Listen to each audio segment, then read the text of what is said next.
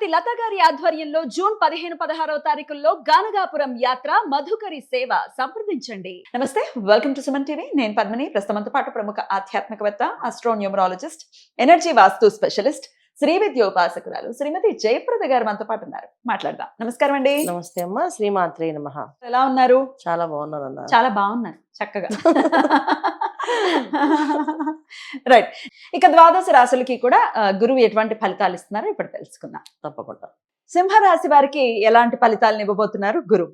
సింహరాశి వాళ్ళకి మంచి ఫలితాలు ఇవ్వాలని మనం కోరుకోవాలి. ఎందుకంటే వ్యయస్థానంలో గురువు వీళ్ళకి, దానివల్ల ఏంటి ఫలితాలు, మంచి ఫలితాలు ఏమిటంటే విదేశాల్లో ఉన్న వాళ్ళకి అనుకూలత కొంచెంత బాగుంటుంది. వాళ్ళు ఇక్కడికి రావాలి, ఏంది స్వదేశంలో ఉండాలి అని అనుకుంటున్న వాళ్ళకి వచ్చే అవకాశము, ఇక్కడ మంచి ఆపర్చునిటీస్ వస్తే ఆ ఆపర్చునిటీస్ పెట్టుకొని మనం ఉంటే బాగుంటుంది అనుకునే వాళ్ళకి వచ్చే అవకాశం బ్రహ్మాండంగా ఇక్కడ ఆపర్చునిటీస్ దొరుకుతాయి వాళ్ళకి. అంటే ఎప్పటి నుంచో అక్కడ ఉండిపోతున్నారు, తల్లిదండ్రులు దూరంగా ఉంటున్నాం, లేకపోతే ఇండియాకి దూరంగా ఉంటున్నాం, మన దేశంలో మనం ఉంటే బెటర్ దాన్ని అనుకునే వాళ్ళకి మంచి ఫలితాలు కనిపిస్తున్నాయి. ఇక్కడ ఉన్న వాళ్ళకి విదేశాలకు వెళ్ళే అవకాశాలు కొంతంత మెరుగైన ఫలితాలు కనిపించినప్పటికీ కాస్త వాళ్ళ జాతకంలో యోగం ఉంటే వెళ్తారు. ఎందుకంటే వ్యయస్థానంలో గురువు ఎప్పుడు కొన్ని అంత బ్రహ్మాండమైన రిజల్ట్ ఏమి ఇవ్వరు. ఇక్కడ ఏంటంటే ఏదైనా పెంచే కారకత్వం ఉంది కనుక వాళ్ళ జాతకంలో ఒక విదేశీ యోగం ఉంది అంటే ఆ వీసాలు అవి ఇబ్బందులు లేకుండా అలాగా చక్కగా వెళ్ళే అవకాశం అయిపోతుంది, పని చేసుకోవచ్చు. ఇంకోటి ఏంటంటే నిద్ర సమస్యలు కొంచెం ఎక్కువగా ఉంటాయి. నిద్ర పట్టకపోవడము, నిద్ర మీద అవస్థలు ఇవన్నీ కొంచెం ఉంటాయి. దీని మీద కాస్త వీళ్ళు కొంచెం మెడిటేషన్, యోగా ఇది కాస్త సింహరాశి వాళ్ళు కొంచెం గట్టిగా చేసుకుంటే గురువు యొక్క ఫలితాలు బాగుంటాయి. సో గురువు ఉండడం అనేది ఏంటంటే ఎప్పుడైనా శుభగ్రహాలు ఎప్పుడు కొన్నా చెడు చేయవు. అవి స్థాన ఫలితాలు ఎలా ఉన్నప్పటికీ చెడుది చేయవు. అలాగని మంచి చేసే అవకాశం ఉంటే 100% అంటే ఒక 5% మనకు ఛాన్స్ ఉన్నా సరే చేసేస్తాం. అది శుభగ్రహాలు ఉన్నాయి, గొప్ప విషయం.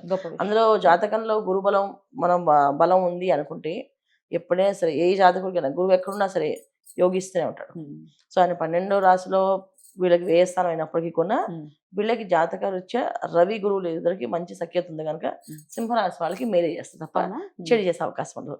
అదే ఇప్పుడు రాహు ఉన్నాడు అనుకోండి, కాస్తంత చెడు ఫలితాలు, వ్యసన పరులు అవ్వడము, వ్యసనానికి గురవ్వడము, దానికి బానిస అవ్వడం జరిగే అవకాశం ఉంది. ఇక్కడ కేతువే కదా ఉన్నారు వీళ్ళకి.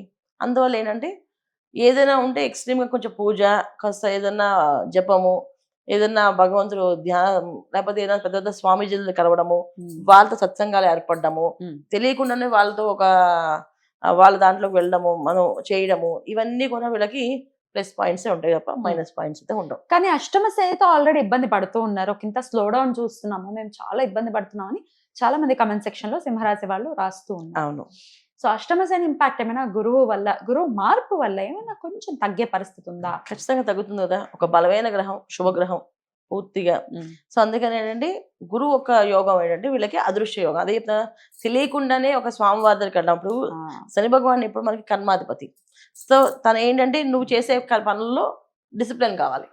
సో మనం స్వామీజీ దగ్గరికి వెళ్ళాలన్నా, ఒక గుడికి వెళ్ళాలన్నా ఖచ్చితంగా డిసిప్లినే కదా. పొద్దున్నే లేవాలి, స్నానం చేయాలి, మంచి బట్టలు వేసుకోవాలి, దానికోసం శ్రద్ధ బాధ్యతగా పెట్టుకొని గుళ్ళో ఈ బట్టలు వేసుకోకూడదు, ఈ రంగు వేసుకోకూడదు, ఇవన్నీ ఆలోచిస్తాం. ఇవన్నీ తెలియకుండానే కర్మ మనం ఆచరిస్తున్నట్టు అర్థం. సో ఖచ్చితంగా వెళ్తాము, ప్రదక్షిణాలు అవ్వాలి, దండం పెట్టుకోవాలి, అభిషేకం అవ్వాలి. అక్కడ వాళ్ళు అంటారు ఇక్కడ ఒక పూజ ఉంది, ఆ పూజ అయిపోయి ప్రసాదం ఇస్తాం అంటే అప్పుడు దాకా వెయిట్ చేస్తాం. అంటే అప్పుడు దాకా మనం ఆహార నియమాలు ఏం పాటిస్తాం కదా. అంటే క్యాలిక్యులేట్ అవుతాయా? ఖచ్చితంగా క్యాలిక్యులేట్ అవుతాయి. ప్రతిదీ మనం తుమ్మినా తగ్గినా కూడా క్యాలిక్యులేషన్ చేస్తుంటారు. సో అందుకే శని భగవానుడు నువ్వు గుడికి వెళ్తున్నావు కదా, సరే నడిచావు, ప్రదక్షిణాలు చేసావు, అక్కడ ఆహారం పొద్దున బ్రేక్ఫాస్ట్ మానేసావు, ఖచ్చితంగా దానికి కొన్ని పాయింట్స్. సో ఇక్కడ గురువు ఉన్నారు కనుక అలాంటి పనులు చేపిస్తాడు ఆయన.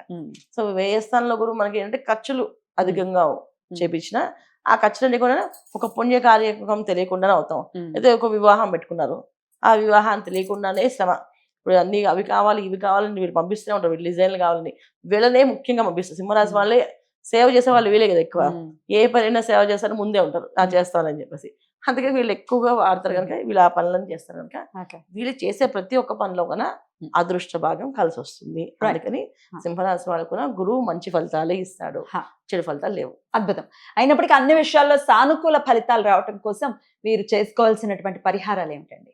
ఖచ్చితంగా నవగ్రహ ప్రదక్షిణాల్లో ప్రతి ఆదివారం నవగ్రహాలు. ఎందుకంటే అష్టమ శని, రాహు, శనేశ్వరుడు, తర్వాత కేతువు, తర్వాత గురువు, ఖచ్చితంగా వీళ్ళు చేసుకోవాలి ప్రదక్షిణాలు. అంటే నవగ్రహ ప్రదక్షిణాలు ప్రతి ఆదివారం నవగ్రహాల ప్రదక్షిణాలు చేస్తూ ఉంటే మ్.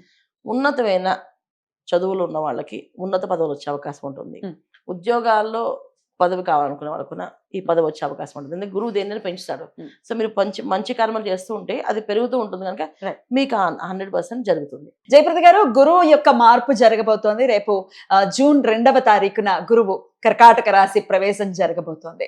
మరి దీని ద్వారా ద్వాదశ రాశులకి కూడా గురువు ఇచ్చే ఫలితాలు ఎలా ఉంటాయో మీ ప్రొడిక్షన్స్ ద్వారా తెలుసుకోవాలనుకుంటున్నాను. మరి అంతకన్నా ముందు గోచారం ఒక్కసారి క్లుప్తంగా చెప్పండి. గురువు ఎప్పుడు రాబోతున్నారు, అంటే ఇంకా మిగిలిన మేజర్ గ్రహాలు ఎక్కడెక్కడ ఉన్నాయి, ఇవన్నీ ఒకసారి. తప్పకుండా అన్న. సో గురువు మార్పు అనేది అందరికీ మంచి శుభవార్తలు, శుభకరమైన విషయాలు జరిగే అవకాశాలు ఎక్కువగా ఉన్నాయి. బ్యూటిఫుల్. ఎందుకంటే గోచారీత్యా చూసుకుంటే శనేశ్వరుడు మీనరాశిలో ఉండడం, గురువు కర్కాటక రాశికి మారడం, ఈ రెండు కూడా మేజర్ గ్రహాలు. యాక్చువల్లీ మన జీవితంలో మనం ముందుకు వెళ్ళాలి, ఒక జీవితంలో ఒక ఆధారం కావాలి అంటే శనేశ్వరుడు ప్లస్ గురువు ఇద్దరు ఉండాలి. వీళ్ళిద్దరు అనుగ్రహం ఏంటంటే ఈయన క్రమశిక్షణ నేర్పిస్తాడు, ఈయన సంతోషంగా ఉండాలని నేర్పిస్తాడు. సో ఎలా చేసుకోవాలని నేర్పిస్తాడు. అందుకని ఈ రెండు గ్రహాలు కాంబినేషన్ ఈ మధ్యన ఏంటంటే ఈ మధ్య కాలంలో చాలా చాలా అద్భుతమైన ఫలితాలని ఇస్తుంది అందరికీ. అన్ని రాశుల వాళ్ళకి, ఈ ఒక్క రాశి అని కాకుండా మనం ఒక్కొక్క రాశి తర్వాత వివరికి చెప్తాం, కానీ అన్ని రాశులకి ఫలితాలు బాగుంటాయి. రాహుకేతువులు రాహుకేతువులు ఇద్దరు కొన్న కాంబినేషన్స్ ఏంటంటే కేతువు అనే సింహరాశిలో ఉండడం ఒక విధంగా మంచిది, చెడైతే కాదు. అలాగే రాహు కుంభరాశిలో ఉండడం కూడా మంచి, చెడైతే కాదు. కాకపోతే ఏంటంటే కొన్ని రాశులకి అవి యాంటీగా పనిచేస్తాయి. కానీ ఇప్పుడున్న కాలం గమనంలో ఈ 4 గ్రహాలు కాంబినేషన్ అనేది ఒక అద్భుతంగా పనిచేస్తాయి. అది చాలా విషయాల్లో మనకి ముందు ముందు వెళ్తున్న కొద్దీ చెప్తూ ఉంటాం మీకు అన్ని విషయాలు. తప్పకుండా రాశుల వారీగా మనం మాట్లాడుకుందాం. ఒక బంగారం విషయం ఒకటి చెప్పండి, మళ్ళీ ఇంకేమైనా పెరుగుతుందా ఉచ్చ స్థితిలోకి మరి గురువు వెళ్ళటం రీత్యా? బంగారం అనేది పెరిగే అవకాశం ఎక్కువగా ఉంది. అయితే ఉచ్చస్థితిలో గురువు రావడం అనేది కాదు, కానీ ఇక్కడ అంటే బంగారానికి కారకుడు గురువు కదా. బంగారం కారకుడు గురువు అయినప్పటికీ కూడా బంగారం ప్రతి సంవత్సరం పెరుగుతూ ఉంటుంది అన్న. అయితే ఇప్పుడే బాగా హెచ్చుతగ్గులు ఉన్నాయి. దీనికి కారకత్వం ఏంటంటే గురువు ఒక్కలే కాదు, ఇక్కడ గురువు, శనేశ్వరుడు, రాహు, కేతువు, ఈ 4 గ్రహాలు కాంబినేషన్ ఏవైతే ఉన్నాయో దాని వల్ల ఈ విపరీత విపత్తులు. దీంట్లో మనం బంగారం పెరగడం అనేది ఉందా, చాలా దారుణంగానే ఉంది. ఎందుకంటే ఇప్పుడు మనకి వినడం ఏంటంటే 1,55,000 1,60,000 చెప్తున్నారు, అది 1,40,000 1,30,000 దింపుతారు మధ్యలో. తర్వాత ఎప్పుడైతే ఎండ్ ఆఫ్ ఇయర్ అవుతుందో 2 లక్షల దాకా వెళ్తుందంట. సో బంగారం పెరిగే అవకాశం ఎక్కువగానే ఉంటుంది. మోడీ గారు చెప్పినట్టుగా కొన్నాళ్ళు ఆగడం బెటర్ అంటారా ఇన్వెస్ట్ చేయడానికి? ఖచ్చితంగా ఆగితే ఆయన చెప్పిన విషయము చాలా లోతుగా ఆలోచించి చెప్పారు ఆయన. నిజంగా ఇది మనకు సందేశం కూడా. ఎందుకంటే ఒక బంగారమే కాదు, చాలా ఈ రవాణా సంబంధించిన వస్తువులు ఏవైతే ఉన్నాయో మనకి మొబైల్స్ తీసుకోండి, తర్వాత పెట్రోల్ డీజిల్ తీసుకొని, ఇవన్నీ తగ్గించడం వల్ల మన భవిష్యత్తుకి మన పిల్లలకి మనం మంచి దారి చూపించే మనం అవుతాం, లేకపోతే అన్యాయంగా బలైపోయిన మనం అవుతాం. ఇది 100% అలాగే జరగాలి, సానుకూల ఫలితాలు ఉండాలి సింహరాశి వారికి అని మనస్ఫూర్తిగా కోరుకుంటూ చాలా అద్భుతంగా తెలియజేశారు. కృతజ్ఞతలు. ఇక నెక్స్ట్ వీడియోలో కన్యా రాశి గురించి తెలుసుకుందాం. థ్యాంక్ యూ అండి. నమస్తే. శ్రీమాత్రే నమః.